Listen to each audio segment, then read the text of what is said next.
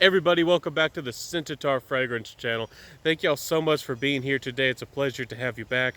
If you're new to my channel, hello to you. And if you're a subscriber, thank you from the bottom of my heart. We review fragrances, colognes, perfumes, and all things scent related. So let's jump into this video. Let's talk about another brand that doesn't get a lot of reviews, doesn't have a lot of love. We're bringing it to the fragrance game.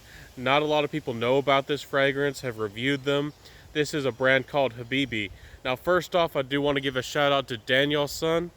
I'll link him below. He's a great guy. He's a likable, a guy. I guess I could call him a chap. He's a chum, and I really appreciate him bringing this out. He's the first one I heard of talk about this fragrance and this fragrance brand, and very few people in the fragcom have done so. So perhaps we're going to get this name out there and this brand. Anyways, let's talk about the smell. Let's talk about the projection longevity, then the compliment factor, and lastly the price. So first off, before I give my opinion, I did want to read what they have in this little sample pack here. Now, I do have some sprayed on my hand. I have sampled and tested this, but let's just read here what they say about this fragrance. It says it's deep, rich, and smoky. Take a first-class, luxurious journey through the open Arabian desert with this oud fragrance intertwined with mesmerizing notes of florals and spices.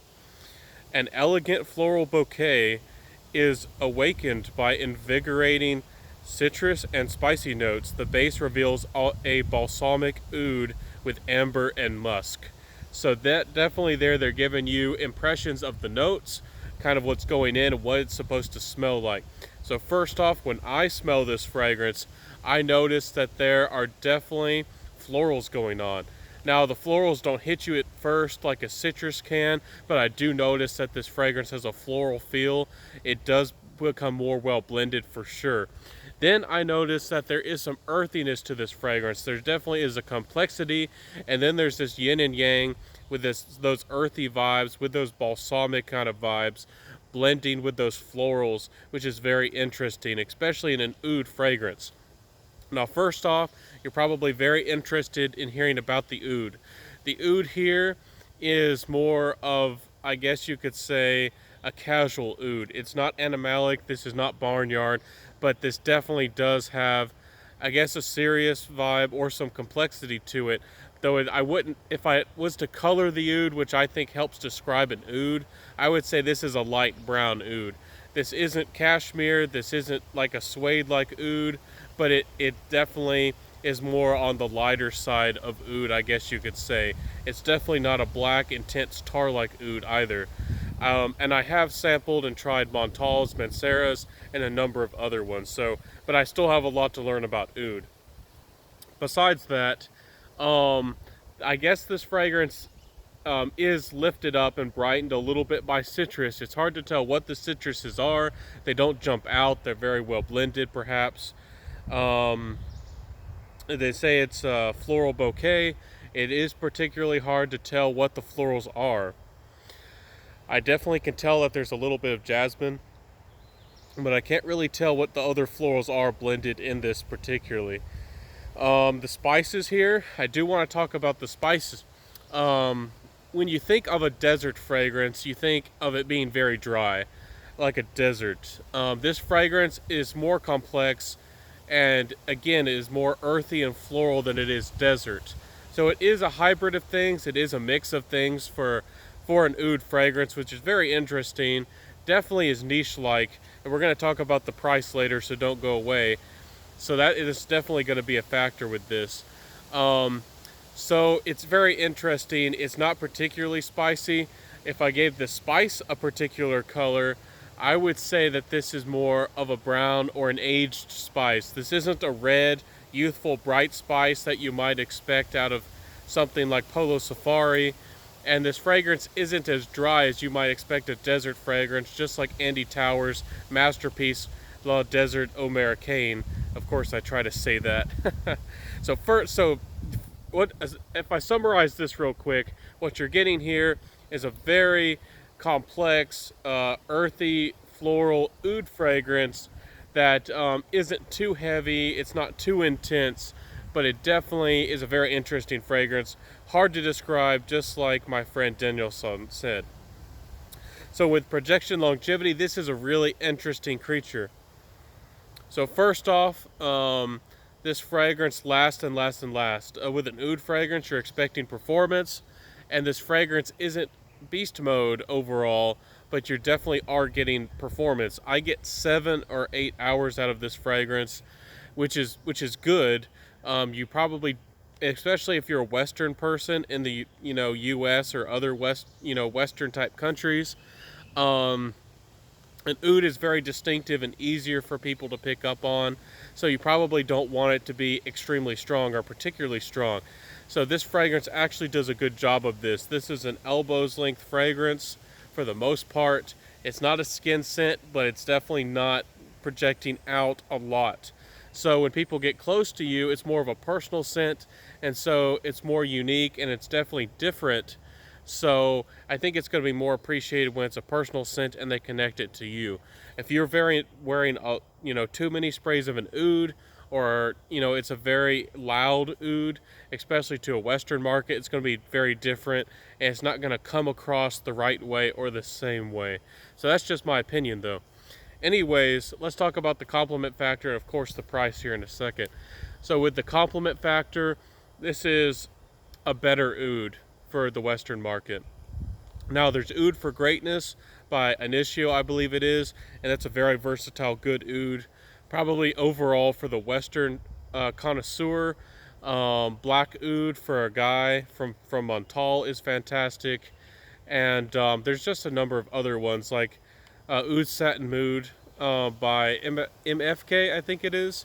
That one, a fantastic oud to recommend if you have the money to spend and you really want to get your foot into something really more mass appealing, dark, and sensual. Anyways, we got to talk about the price in a second, but this fragrance overall is not going to get you the most compliments, but this is, again, a better oud. I got a lot of people who were interested. They thought it was interesting. They thought it was unique.